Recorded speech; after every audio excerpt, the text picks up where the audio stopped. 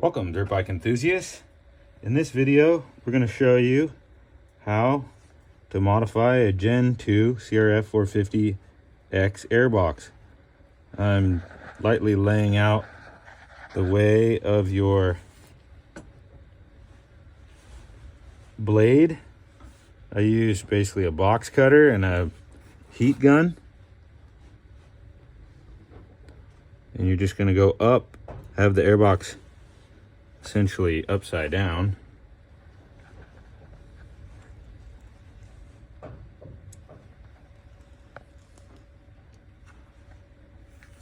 You're going to go across the back here. That'll be the third step. This will be basically the opposite side. So first, second step, and then across the back. That's in cutting. So I just wanted to show you guys that. Again, really important. There is a Phillips head screw there. This is most important, your path. You want to make sure you go above that screw because the whole airbox will flop if you don't have that screw. We're going to basically eliminate the top two Phillips self-tapping plastic screws. And to be totally clear, that plastic goes back and seals, so you don't have to put the screw back in. You just leave the screws out on the top. All right, so now that we have kind of the general layout talked about, we're going to take out all the Phillips self-tapping screws, and I've got a few out for ease of time, but those self-tappers, there is 8. So 3 facing this direction and 2 facing basically forward towards the handlebars of the motorcycle when you're disassembling it. So 8 screws.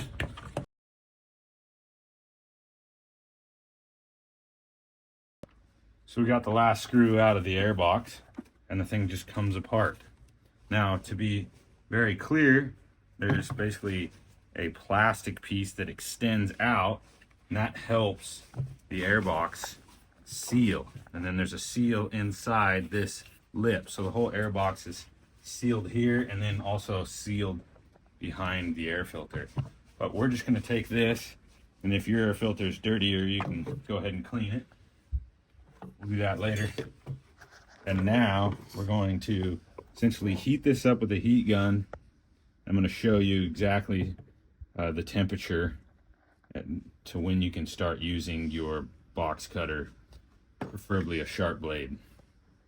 Okay, so we're going to heat this up, and the plastic right now has a little bit of gleam. When you get it hot enough, it's going to have a shine almost right before it melts and disforms. When you heat this up, make sure it essentially gets a little bit shiny, and then start working the shininess downward, and that basically allows you to work your knife nice and smooth through the plastic. This is actually a technique that I learned from Timmy Wigan, which is kind of cool. Timmy Wigan's race team manager for Factory KTM. We raced together for a few years. So making sure it's hot. I'm going to start to heat it up, and I'll let you know when I see it. It's always beneficial to just keep it on the bench. I'm just trying to, because the heat disperses everywhere. So some of that shine's coming in now.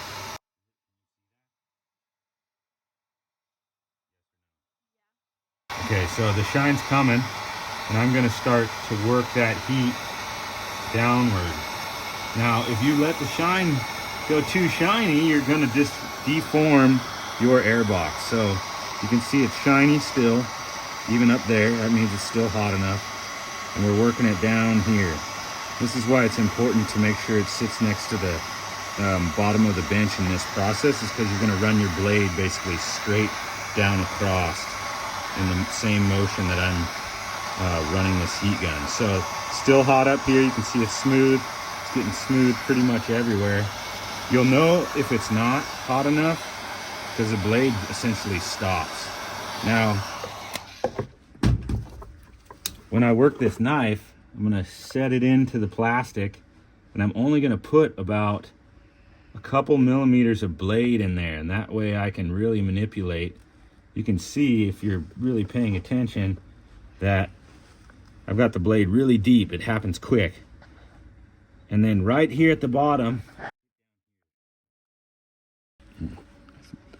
I'm gonna go outward, and just, you can see the seal kind of came out right here.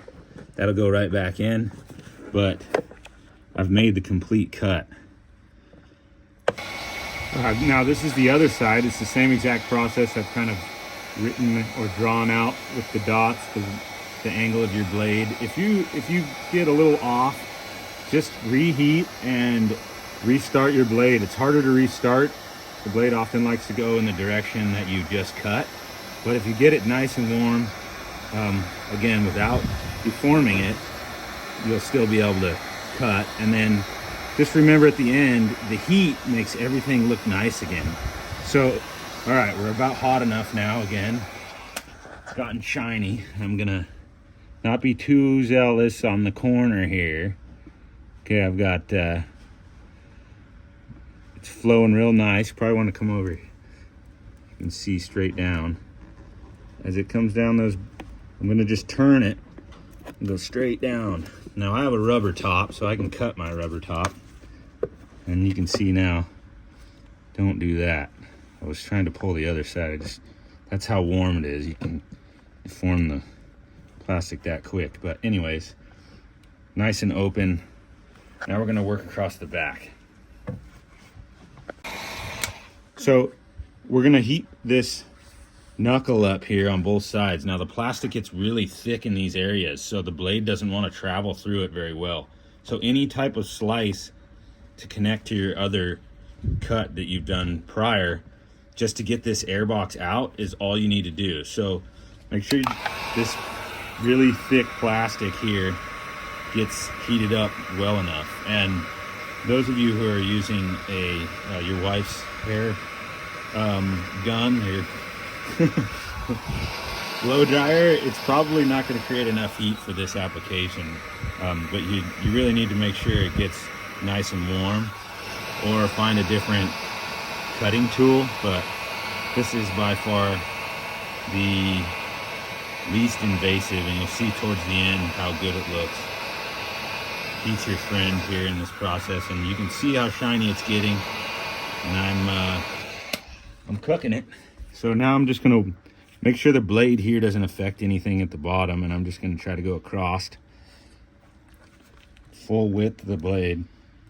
And once it starts going through, you're gonna be applying a lot of a pressure, and it'll blast, typical like how you cut a blade, and you don't want that to happen. So just baby it, just walk the knife, and you can see I'm almost at we can clean it up. We just want that disconnection to happen. And in there, you can see here how thick that plastic is. So we're gonna do the other side now. So there's that thick piece of plastic. We're heating it up. It's getting real nice and shiny. The plastic's real soft. Get a little bit here.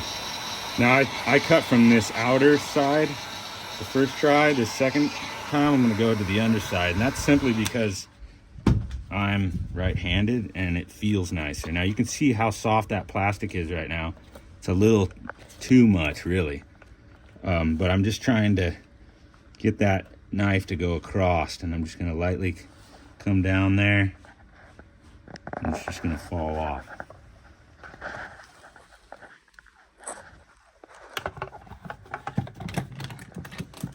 Go ahead and dispose of this top piece, because there's nothing you can do with it from now on. Okay, so now we have this bigger lip, and you want to get rid of that because your hand slides against that when you're trying to change the air filter, and the lowest profile you can get this, the better.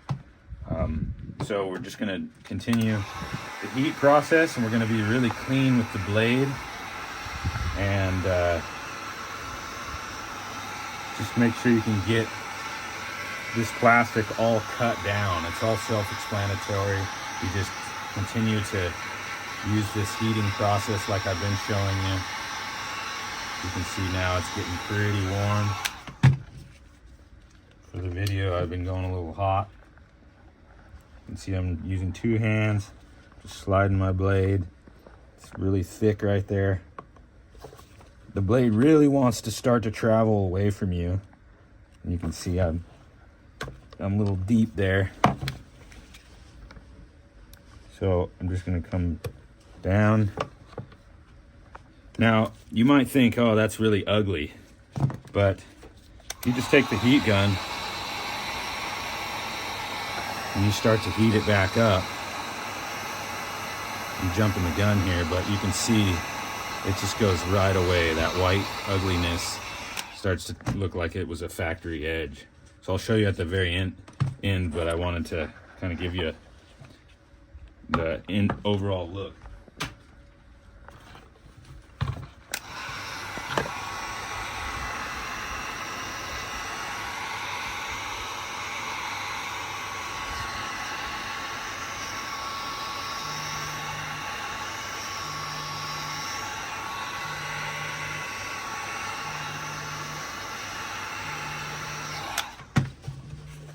All right, now we're gonna run the blade kind of out. Goes against all rules. Cut towards your buddy, not towards your body.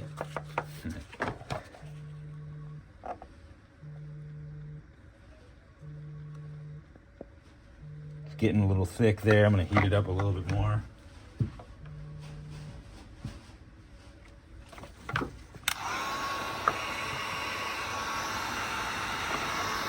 Want to connect the cut really nicely into the corner.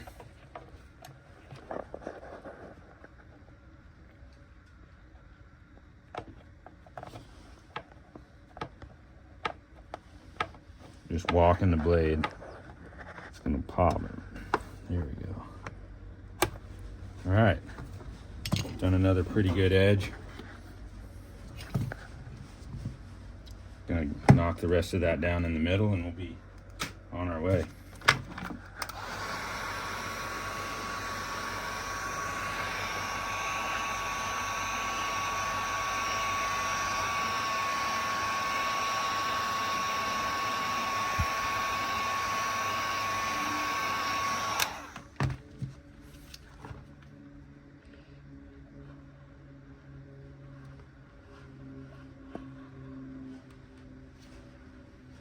It's all about that plastic temperature.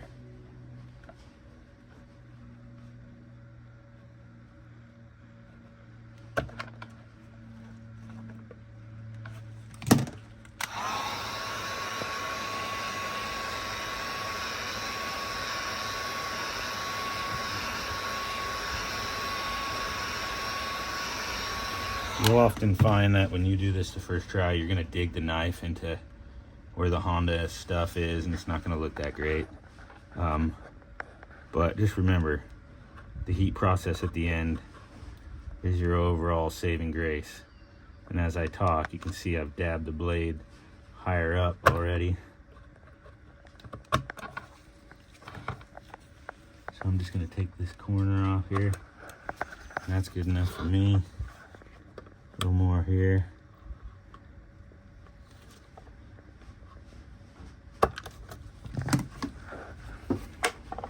All right, now that's pretty much happy. Your fingers slide across it. It's shallower, more shallow than the battery hook here. Make sure you don't cut that off. That's a big no-no, cutting the battery hook off. So now I'm heating this process up here and going back to that shiny look.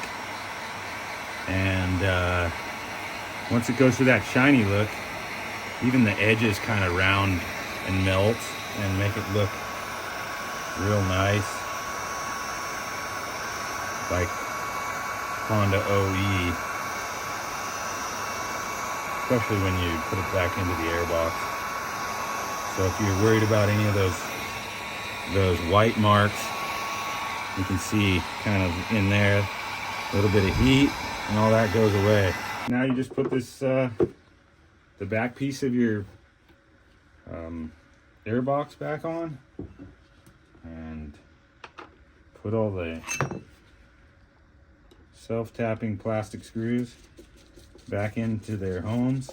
Again, leaving out the top too. If you've driven those in already, just leave them in. But there is no way for air to be pulled past those holes unless somebody's already prior damaged them. And I've literally taken an air compressor and blown air into them to see if it passes through, because there could be a scare of, you know, your airbox pulling unfiltered air into it. That wouldn't be good. Dirty air. So this, as I finish this up, I want to answer some questions. This is definitely a race application. It allows your hand to go in, change the air filter easier.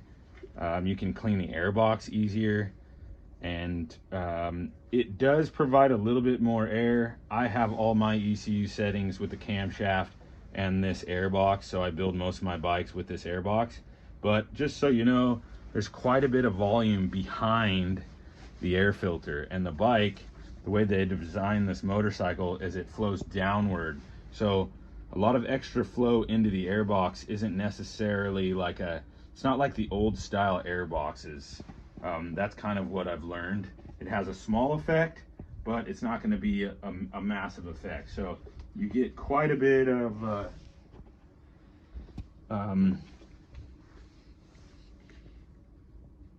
basically space in the airbox, and when you slide it all together,